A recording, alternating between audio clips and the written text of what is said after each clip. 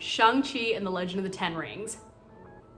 We got a lot to talk about. So for obvious reasons, this is going to be a spoiler heavy video. If you haven't had the chance to see Shang-Chi and the Legend of the Ten Rings yet, I'd highly recommend just saving this video for later if you kind of want to share my thoughts or hear my opinions. So this morning I went to go see Shang-Chi and the Legend of the Ten Rings, and what a movie. Oh my God, just what a movie. I'm trying to find the best way to word all this without just totally information dumping how I feel. I have a lot of feelings, a lot of great feelings, very emotional feelings. And I just want to be able to share that with you guys and kind of dissect this movie in the best way possible. Again, very excited for Shang-Chi for many reasons. Obviously, it's a Marvel movie. I'm a huge MCU fan. Most of you guys already know that. So me going to see the next installment of the MCU was a given. Already excited for that. I'm a huge fan of Simu Liu. And most importantly, my biggest excitement for this is we are finally getting an Asian-led cast in the MCU. An Asian-led cast in a major movie in general. I don't feel like we've had this kind of excitement or hype since Crazy Rich Asians. And the MCU reaches a, I want to say, much larger fan base than Crazy Rich Asians was able to.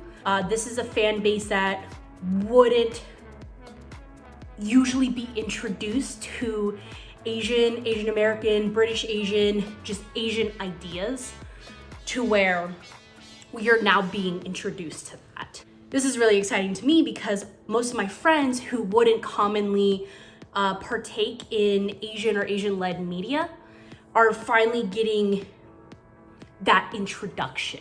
Like, here is something. So right off the bat, I already knew it was gonna be some kind of introduction, some kind of generational groundbreaking that we have been long overdue with for the MCU. And then I actually saw the movie, and holy crap. I knew I was gonna be excited for it, but I didn't expect to love it as much as I did. And that was wild. When we're introduced to Simu Liu's character, Shang-Chi, or Sean as he's known, we see him as this nerdy, modern, just kind of chill, fun-loving guy with his best friend Katie, who's played by Awkwafina. It's this modern dynamic that wasn't stereotyped at all that really just grabbed me in from the beginning. You know, when we see Asians in traditional media, there tends to be some kind of stereotype laced around them, some kind of personality trait, you know, very smart, martial artist, something like that right off the bat that's gonna be like, okay, this is where that trope is gonna be laced in. But in the beginning of Shang-Chi, we're just like, these are such normal people, you know? Like these people, Sean and Katie are just straight up people that could be like us. And for my fellow Asians, Asian Americans, and just non-native Asians, we live that life. I am a manager in retail. I went to school for art. You know, I'm heavily involved in media production and content creating. Like, I'm just trying to get by. And seeing Sean and Katie in this normal fucking car valet job was like, these are Marvel characters. These are Marvel characters. This is the MCU, and it's relating to me. And you know, with Katie's life was kind of poked out in the beginning of she doesn't know what she wants to do. She's very indecisive, not living up to her mother's expectations, you know, kind of, I guess, the stereotypical trope of familial expectations. We see that stereotype in the movie, but the reason I'm not so mad about that stereotype is because it's not so far-fetched. It actually is a very common aspect of Asian lives. Not just saying that's a good thing or a bad thing, it's just true. And I think that's what I liked was we were introduced right in the beginning in the movie to something that was true and believable and not far-fetched. As the movie continues, we explore more of Sean, now revealed to be Shang-Chi's, backstory with his father, Wenwu, with his mother, with Tao Lu, which is the land that his mother is from. We get all these aspects that are unfolded to us, this backstory that ties into what we would expect from a Marvel movie. Something mystical, something historical, something very deeply rooted into a culture that ties into some big bad that's gonna show up later. I am not Chinese, I am not of Chinese descent. However, I am still Asian American, and I do feel like this story was told well. This story was told in a not westernized, whitewashed way. What was also really great and game-changing about Shang-Chi was there was no love interest. But what I have seen continued from previous Marvel movies is the emphasis on familial love and familial bonding and the importance of family, and most importantly, the importance of found family.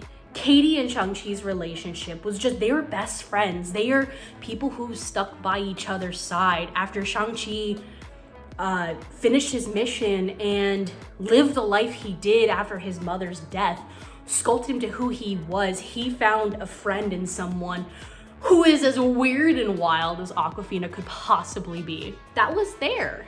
And to continue with that emphasis on friendship and found family to the very end, when it wasn't implied that like we're gonna be together, was wild.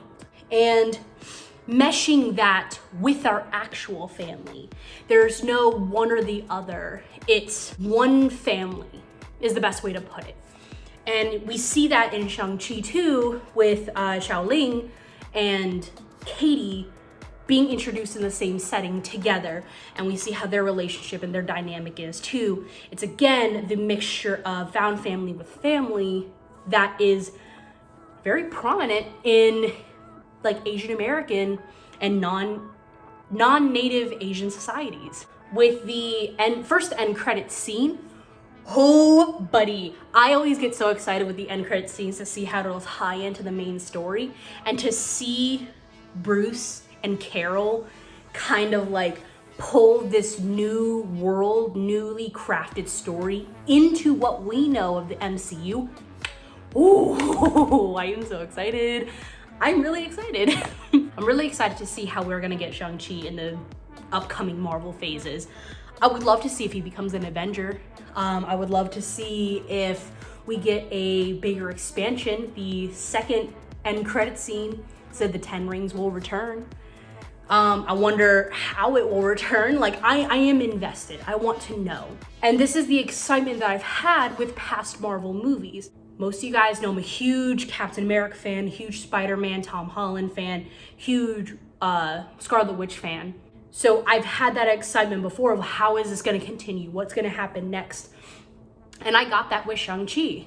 And I feel like there's a great emphasis on that feeling, because this wasn't a downplayed, poorly written movie. This was the strength and presence of past Marvel movies that I've seen before, and how it can continue into this next phase of Marvel. And that's very important. We didn't stray away from that Marvel hype, if you will.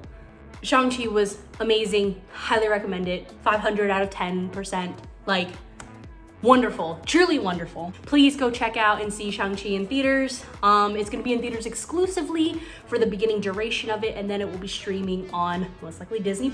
I do recommend, if you can, in a very safe and healthy, protected way, please go see Shang-Chi. Support this movie, support this amazing cast behind it, this all Asian-led cast. We would like to see continued representation and presentation of Asians in traditional media.